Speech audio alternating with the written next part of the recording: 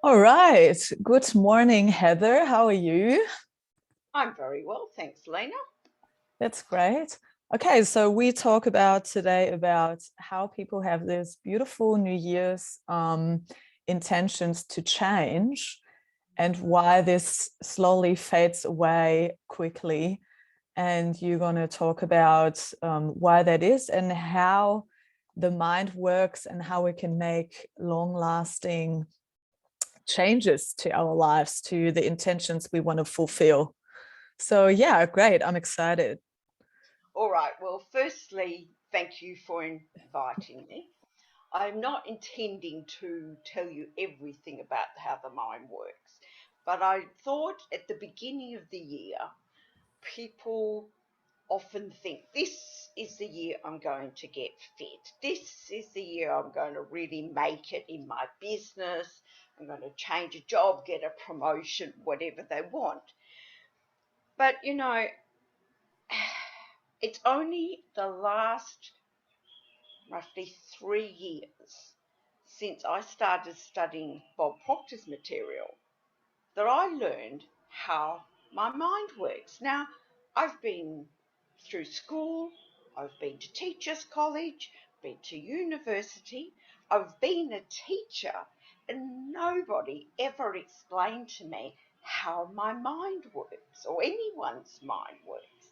And I know that if I had had that knowledge, I would have been able to help students who were struggling or,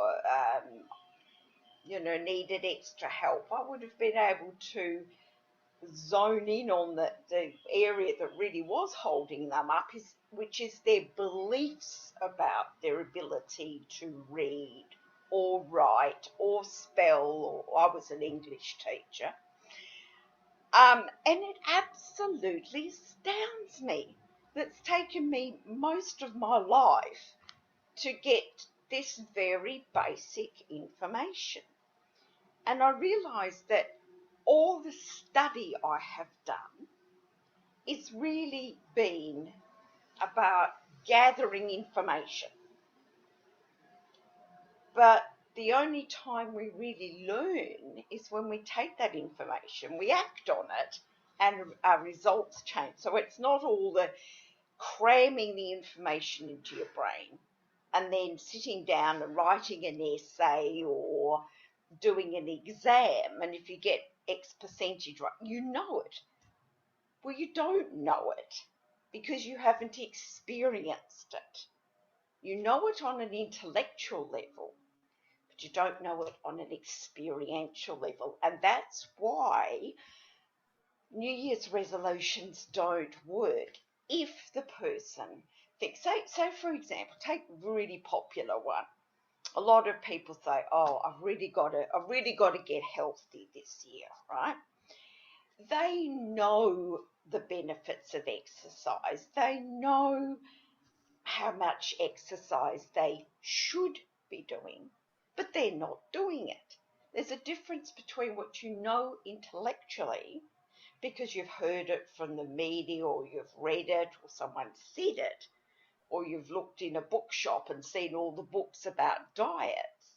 But that just buying the book does not mean that you're going to open it up, read it, and then act on the information. Now, the reason that the information just stays in our thinking mind is because um, that's what we've been taught to do. From little children, we've been taught that you do what you're told. Um, you listen to your parents and you do what you're told. And if you don't do what you're told, you get in trouble. So we have in our emotional mind or our feeling mind a whole collection of habits. And in that part of our mind also we have our self-image. Now I'm going to stop here and suggest that while I'm talking about your mind, you think about, because we don't have an image to work with. We don't know what the mind looks like. So a doctor back in 1934 in the States, he was interested in holistic health, and he devised a diagram of the mind called the stick person. So what I want you to do is think about your head as your mind and draw an imaginary line from ear to ear. Everything from your nose up is your thinking or your intellectual mind, and everything below your nose is your feeling, emotional, subconscious mind. So in that bottom part of your face, you have a whole collection of habits.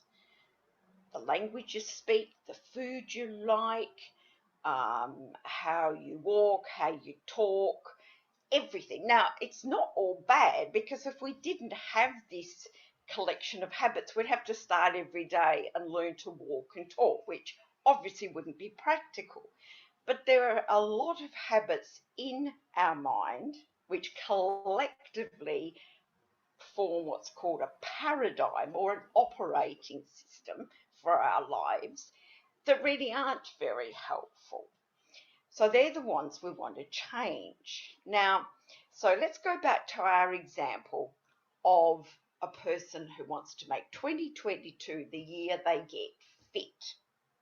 The first thing they need to understand is where they are right now. Okay, so what habits and beliefs do they have in their mind about, firstly, do they believe that they can get fit this year and lose weight and have a bikini body or whatever it is they want?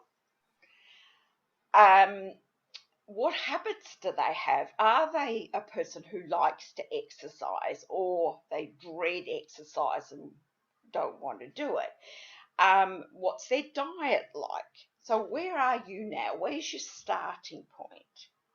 Because you need to know your starting point, and you need to know that your feeling mind, its job is to keep you safe.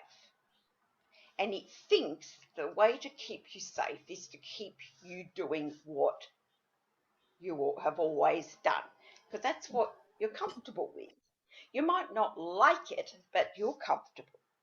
All right, so you sit down and you write down, okay, this year I am getting fit. So you've got this idea in your conscious mind. Well, if it stays just in your intellectual mind, nothing will change, because that's not the part of your mind that runs the show. It's the feeling, emotional mind, that part below your nose on your face. And that diagram or that idea is just for illustration. Your mind is in every cell in your body, not just in your head, but it gives people an idea. So if the idea isn't in your subconscious mind, you're not going to do any of the things that are going to help you reach your goal. So yeah, it's great to have a goal.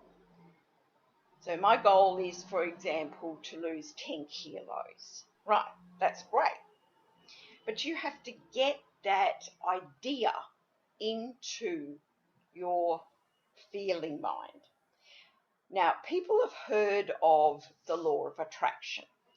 And the law of attraction is working regardless of you knowing about it and actually using it. It's just a universal law. It's like the law of gravity. It always happens. So, but underneath, or more importantly, is the law of vibration.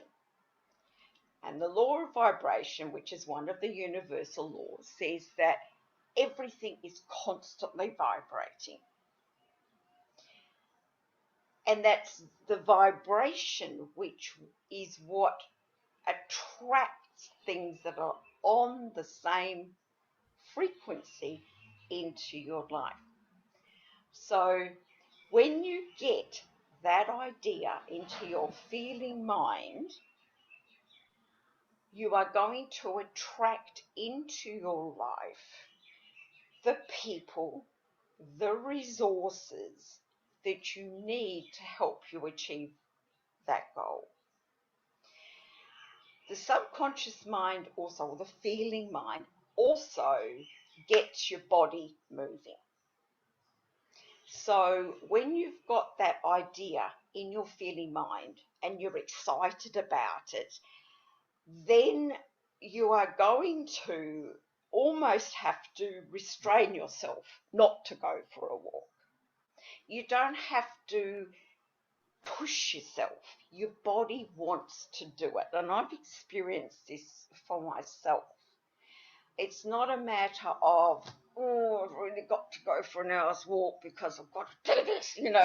You're not white knuckling it. You're not forcing it when you really don't want to. It just happens. It just flows. So how do you get that idea of losing the 10 kilos, for example? How do you get that into your subconscious mind? Well, when you think back to when you're a child, you didn't have any reasoning ability up to about when you're about, say, 7. So everything that is in your mind went in there through constant repetition. So, for example, you weren't just told once that your name is Lena. You heard that over and over and over again. That's how you learned your name. That's how you learned your first language. It just goes in automatically. So say by the time you've got to 50, for argument's sake, you've been operating with those habits, thinking habits and behavior patterns for a long time, for 50 years of your life. Now you want to overwrite that program with a new one. So once again, you have to use lots of repetition. The only other way to change your beliefs and your thinking habits and behavior habits is if you have like a major shock, like a natural disaster or a near plane crash or something like that. And sometimes that is enough of a shock to make people reevaluate their lives and change the way they've lived their lives. And you've probably heard of people that have made major changes to their life because they had a health scare or they, something really major came in their life. But that's not very often. Most of us have to do it through repetition. So that repetition can be spoken in the form of spoken affirmations. So affirming, say like you're saying to yourself, what is the case? I am so happy and grateful now that I am whatever your target weight is. I am so happy and grateful now that I am 65 kilos. I am so happy and grateful. And you say that, but you've got to say it with feeling. If you just recite it, it's not going to have the effect. But what will it feel like to live in that lighter body? Well, it'll be easier to move and my clothes will look great and I can buy whatever clothes I want in the shops. And so what you're doing is you're telling your mind how it is. Now, the interesting thing about your feeling mind is it cannot tell the difference between what you imagine and what is real. So it cannot tell the difference between you stating you are 65, but when you get on the scales, you are 75 kilos. It can't tell the difference. So it will accept that idea, can't reject that idea, and it will act on it. So when you believe at that feeling level that you are already that target weight, then you will find that you want to go for a walk, or you're sitting on the couch and think, oh, what am I sitting here for? I'll go for a walk, or I'll walk somewhere instead of catching the bus. I'll share you an example of what happened with me. I decided, I got a picture in my mind of how I want my body to look and feel. And I did this, so I wrote it, I said my affirmation, and then I just became aware one day that I had dramatically slowed down the pace at which I eat. I had always gobbled my food down. And looking back, I think that was probably an anxiety thing. Um, yes, I could see, I could see that picture. Oh, Now, my partner has always been a slow eater, and I found that I was finishing after him. And I noticed that I was taking smaller bites. It was just amazing. But I had not consciously thought, now, one thing I need to do is slow down the rate at which I'm eating. I didn't honestly have that thought. Now, the way I can lose this weight is by slowing down my eating. No, my mind did that completely automatically because it got the message that I am at that weight, and a person at that weight would eat slowly. So that's what I do. It was absolutely it just amazed me how my mind had done that. That was the only explanation because, as I said, I hadn't consciously set out to do that. Now, compare that to years ago when I was in my teens and I decided I wanted to lose weight. And I did it the hard way. I must have been so hard to live with because I became obsessive about what I ate. And if I ate something that I thought I shouldn't have eaten, then I would, not punish myself, but I would, say, oh, I shouldn't have eaten that. And now I've, whatever, run off and weigh myself on the scales or something. And I did it the hard way. I didn't need to do it that way. It's, you'll find that once your mind's got this idea, resources that were always there, but you didn't know about come to your attention.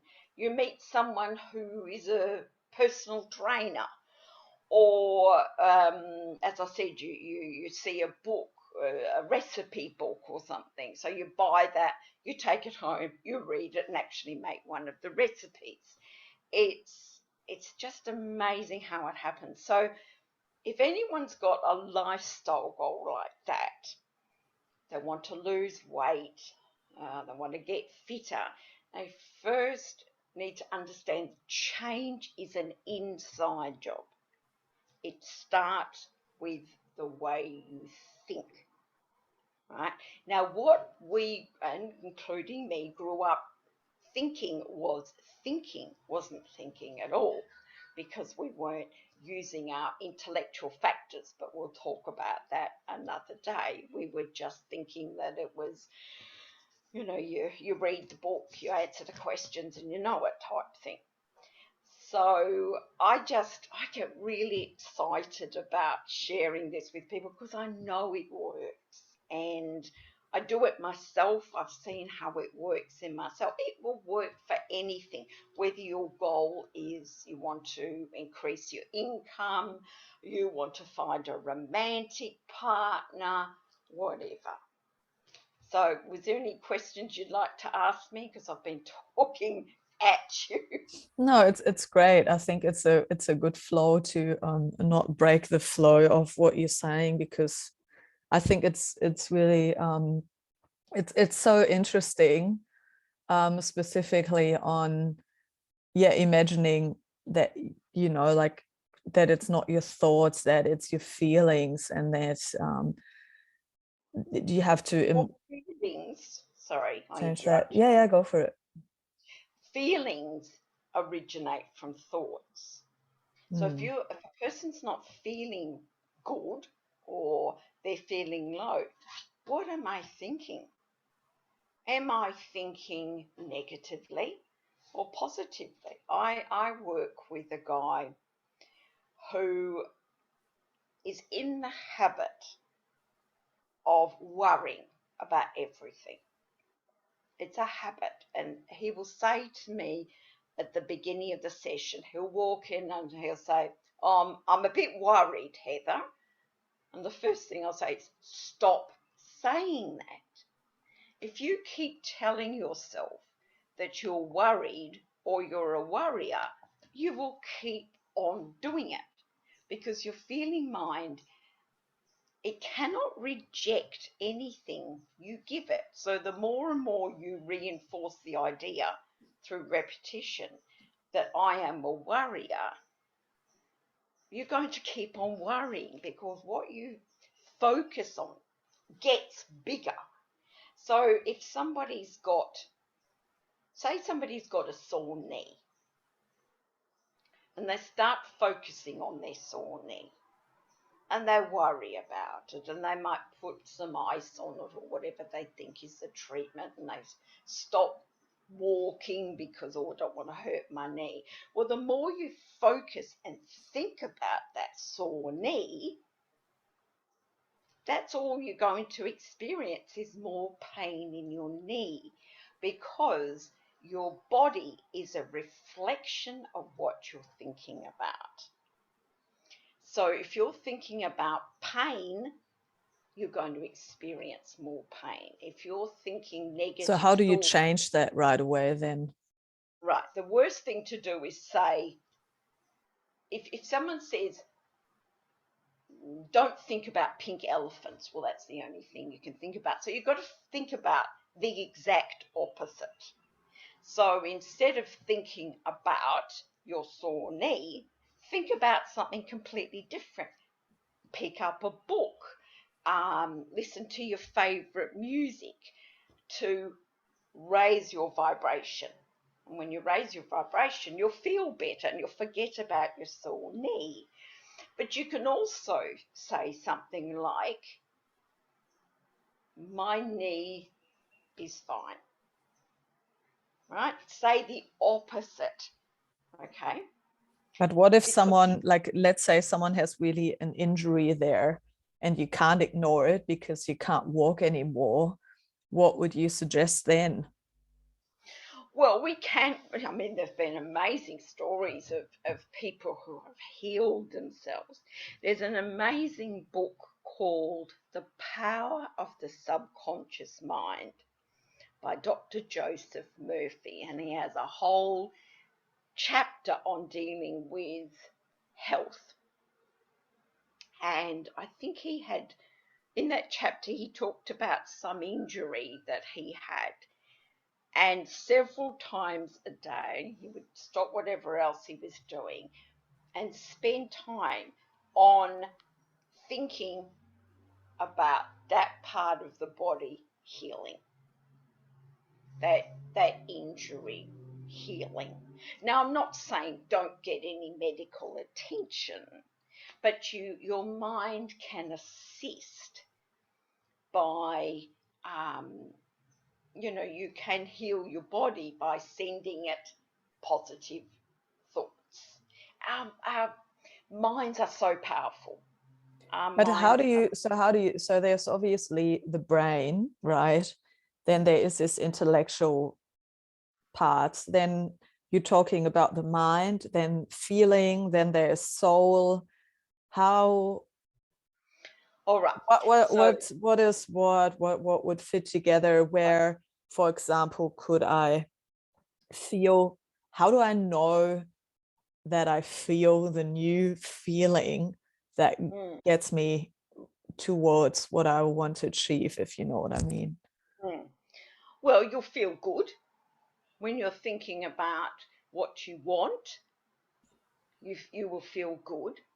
But the thing is to break the distinction or make the distinction between your brain and your mind. Now, your brain is part of your body, just like your little finger and your nose. And then you have your mind. Now, your mind isn't a thing, and your mind is different from your brain. Your mind is energy, it's movement. Your mind uses your brain. All right? So, your brain is part of your body. So your mind uses your brain to coordinate your activities, coordinate your muscles to move in a certain way to get you doing whatever activity or playing sport or whatever. So the reason we get confused is we don't have that diagram. And if you like, I could do another session and I could show you that diagram and show you, because our minds think in pictures and we don't have a picture for the mind. Well, we didn't for a long time, and a lot of people, including me, didn't know that there was this diagram of the mind that this doctor developed way back in the 1930s. So your mind has these two distinctive parts: the conscious mind, or the thinking intellectual mind. That's the part that formal education works on. Then you've got this other, the subconscious, meaning under the conscious level. So we're not necessarily aware of all the habits that have been programmed into us as a child unless we look at our results. Results will tell you what you think. Your bank account balance is a reflection of how you think about money. Your body is a reflection of how you think about it. The food you give it, the exercise you give it, the all the internal processes, they all originate from thought. And our subconscious mind is actually the part of us that is connected to the universe. It's the universal part of us. So we can tap into the knowledge of the whole universe. We're not limited to what we have as an individual. But you see, we've never been taught this. And this is why 3 years ago I was, oh my goodness, how is it that I got all through school and my formal education and I never understood this? But now that I do have this understanding, it has completely changed the way I approach anything. Setting up a business, I had to change my self-image. I've always thought about myself as an educator. I've never thought about myself as a businesswoman. And that's why when I went into things like multi-level marketing and things, I wasn't successful because I didn't have the business person's mindset. I didn't see myself first and foremost as a business person. So I'm working on that, seeing myself as a business person. Every day I write down my goal. Every day I express gratitude for the opportunities like this that I have to come and educate people, but also build a business around sharing this information. So because I'm starting to see myself as a businesswoman, it's changing the things I do. how would I put it? Oh, well, for example, I decided that I would take out a membership to a co-working space. And I went and did it. Now, in the past, I would have thought, oh, yeah, that'd be a nice idea. And I wouldn't have done it 6 months later, because we get stopped by our unconscious thoughts. We might want to do it, but our subconscious mind says, oh, do it next week. Oh, what do you want to do that for? What do you want to spend the money on that? Your subconscious mind will come up with every excuse in the book to stop you doing the thing that you say you want to do, because that's the comfort zone. That's the comfort zone. You might not like carrying around an extra 10 kilos, but you're comfortable with it. You've been doing it a long time.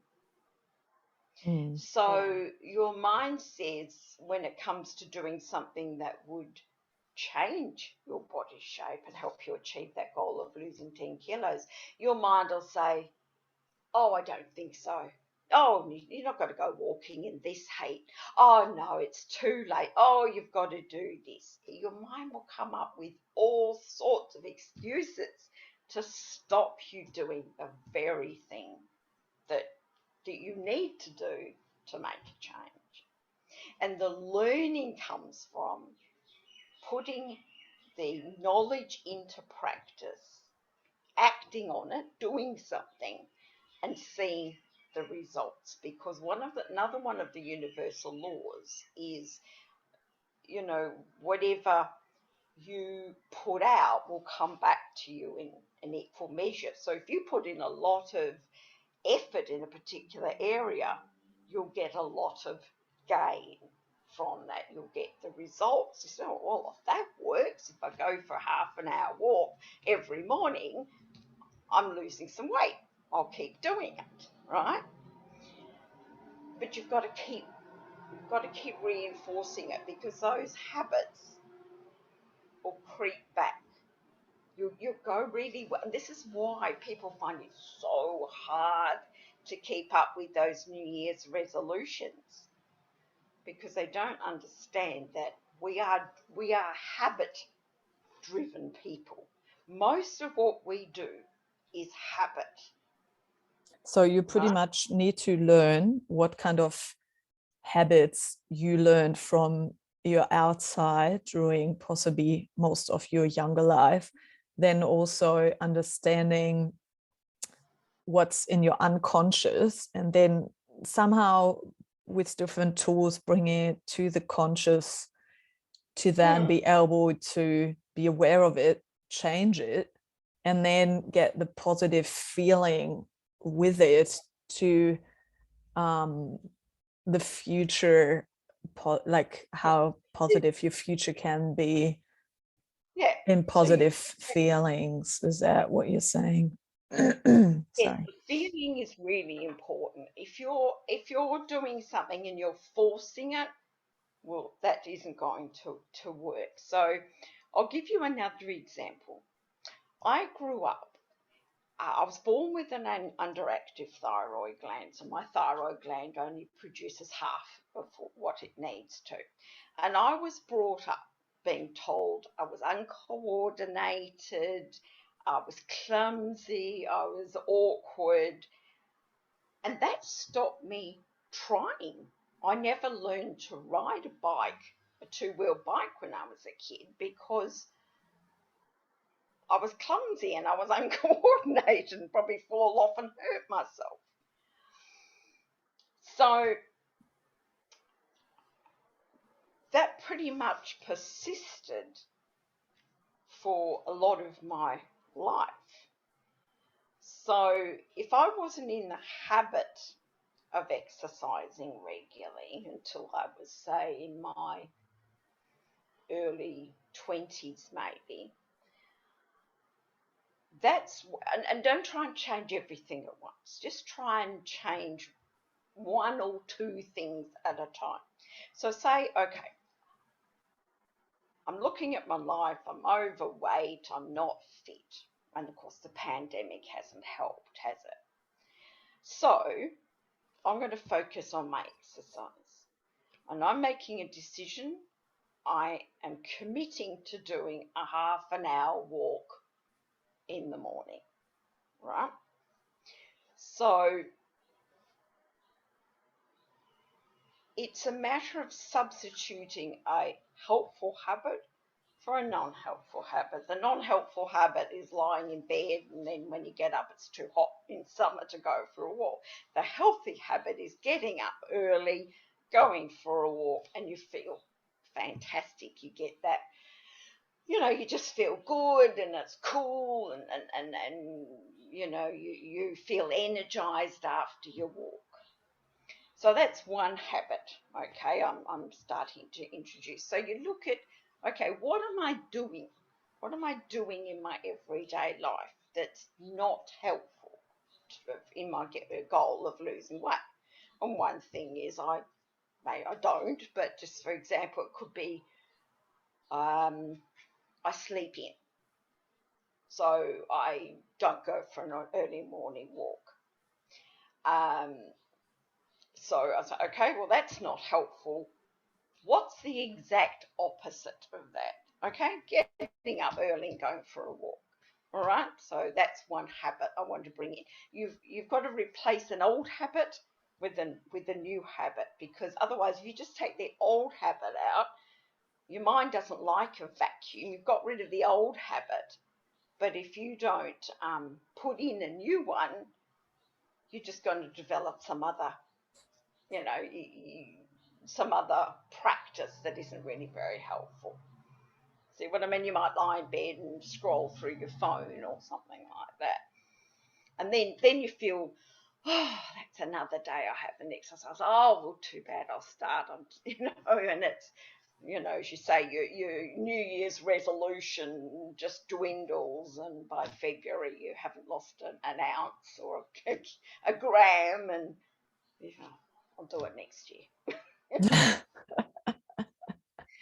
So that, we our minds are so powerful, but the thing is we haven't been taught to use them.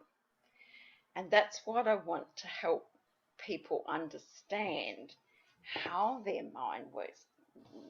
What I do is I explain to people the diagram, and in simple terms how your mind works and how you can utilize the power of your mind to achieve your goals. So that's it. I love talking about it, as you can probably tell. It's such empowering information, and I've got a couple of young men that I mentor. They're both setting up e-commerce businesses, and they're brothers. And I've spoken to one yesterday. I was working with him, and I said, the change you've made in your life from when I met you, probably I started working with his older brother, and it wasn't until I started working with him that I realised, what his path had been up to that point. It's only 26. He just, through understanding and studying this material, studying how his mind works, the changes he has made, that honestly, they inspire me. It's just really, really inspiring what he's doing and what change is made in his life. And so anyone can do it with the information. The information is simple, but it is not easy to implement, because you're going against what you've done for the last 40, 50, 60 years, 20, 30, however long you like. And habits are ingrained in us. When we're born, we are already programmed genetically. We're programmed not only with, the genes for hair colour and eye colour, but we also inherit beliefs, prejudices, and ideas from previous generations. They all get passed down, and I never knew that. So it's not only your hair color and things, physical features you inherit. You inherit, um,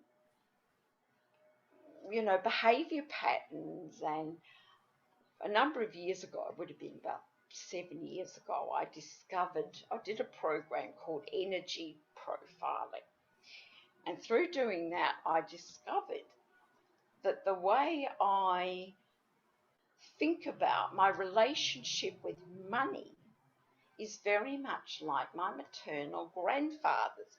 I'm changing it gradually, but I used to um, relate to money the same way he did, whereas my sister had a different relationship with money, which was more like our mother's relationship. It's really, really interesting that you come into the world with all these pre-programmed. It's like you buy a computer and it's already got software installed. Well, when we come into the world, we already have a program installed and we don't know it. And then on top of that, we are conditioned or programmed by our families. And then as we grow up, there are other influences, the media, school, teachers, whatever.